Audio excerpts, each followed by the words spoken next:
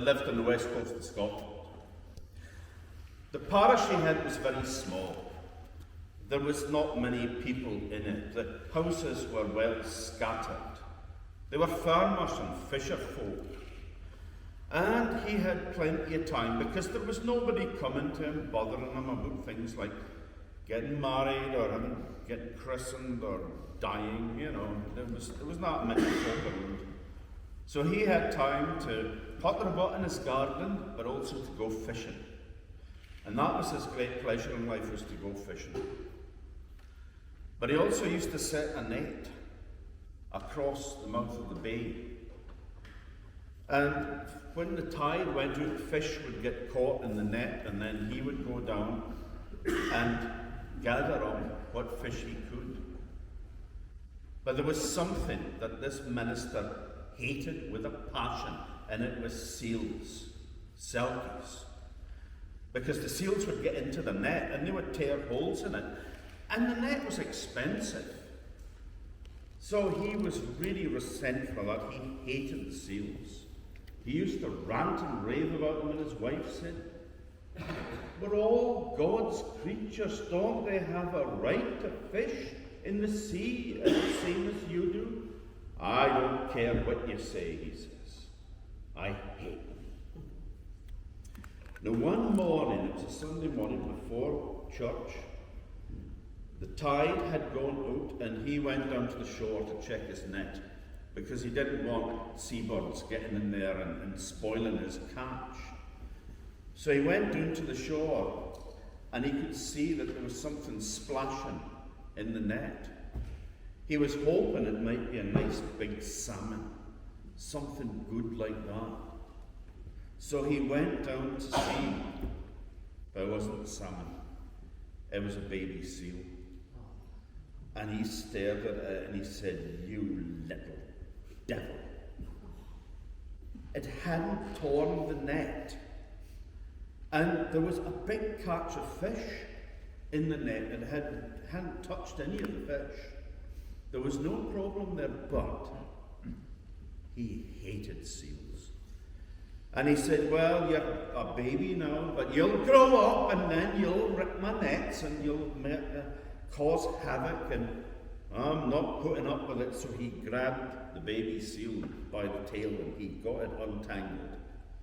And then he beat its head on the rocks and killed it. He threw the body down into the seaweed. And he looked out to sea, and there was a seal floating out in the bay, staring at him. He was so mad he shook his fist at it, he clenched his teeth. And the seal dived down into the sea and was away.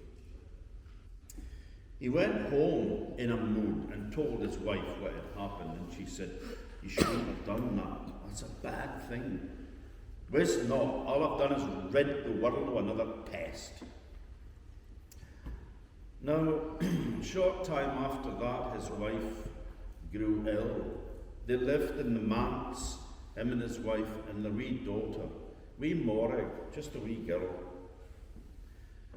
And what took her, I don't know. The doctors couldn't figure it out. They went and looked at her, but she got weaker and weaker and thinner till one day she died. Now the minister was heartbroken. He loved his wife.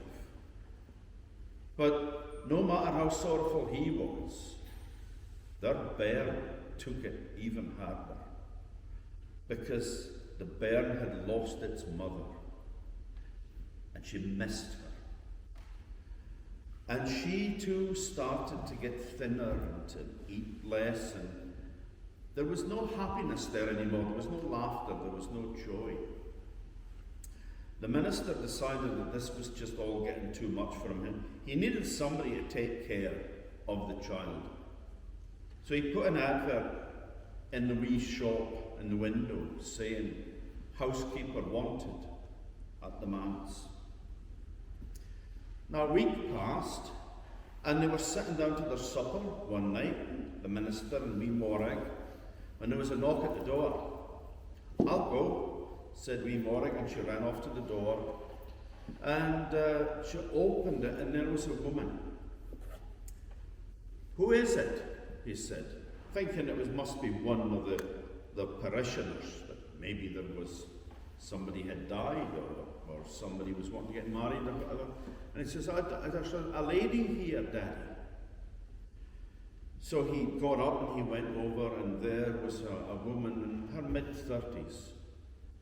And she was very beautiful. She had long brown hair and dark eyes. And he said, "What can I do for you, miss?" And she said, "I believe that you're looking for a housekeeper." "Aye, I need somebody to help look after the bairn." "Well, I would be happy to fill that position." "But I don't know you. Who are you? What's your name?" She said, "My name's Selina." And he said, "Oh, well, I've never seen you." She says, "I'm not from around here, but I'm a widow, and I'm just looking for a bit of work." "Well, I can't offer to pay you much," he said, and he said a sum, and she said, "Oh, that's okay." And he says, "Well, I've got a wee attic bedroom that you can have." So he took her up and he showed her the room. It was just a small little room with a single bed in it and a wee chest of drawers, and she said, "It's fine." He says, "You can take your meals with us as well." So she agreed. Now the minister noticed that during the time that woman was there, wee Marwick seemed to brighten up slightly, and she went over to this woman and she started to sort of walk around, follow her around. And by the time that they had done the deal and it was all agreed about how much she would get paid and everything, the bairn was hanging on her skirt.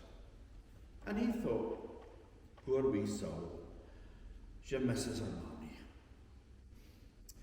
So, a week passed. Things were fine. The bairn seemed to be a lot happier. 2 weeks passed. The bairn and Selina seemed to be very close. Wherever she went, the bairn followed. 3-4 weeks passed, and Selina started spending more and more time away from the house. She would be doing it at the beach with the bairn, and they would come back to have a bite to eat, but they weren't eating much. They would just pick at the food. And this started to annoy the minister as well. And the bairn was obviously very, very, very taken with this woman. And in the evenings, he would sit there, and Marwick would sit on Selina's lap. And the minister started to feel jealousy. This bairn was spending more time with this woman, and this bairn seemed to like this woman a lot more than she liked her own dad.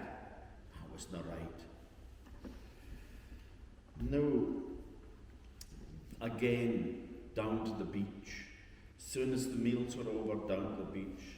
In the morning when they got up, down to the beach. And one night the minister says, "What is it with you and that? Sure, why are you always down at the beach?" "Marwick loves to swim, and I love to swim." And he said, "Well, I'm a bit worried because she's a delicate child. She's not been well, and loss of her mother took a lot over her." She says, aye, I know that, but she loves to swim, and you can see that she's looking a lot better than she did when she first came here." Sure enough. She had a radiance about her, she glowed, she was healthy and happy. And again, they spent more and more time at the sea, and they ate less and less. And it started to really eat away at the minister, and he started to feel resentment towards her as well as jealousy. He said to her one night, "Look, I don't want you taking my daughter down to the beach so much, but she loves to swim." He says, "Look, I'm really not happy. I'm not sure that I want you to stay here anymore because you seem to be spending a lot more time with my daughter than I am, and I'm not comfortable about that. I don't think it's right.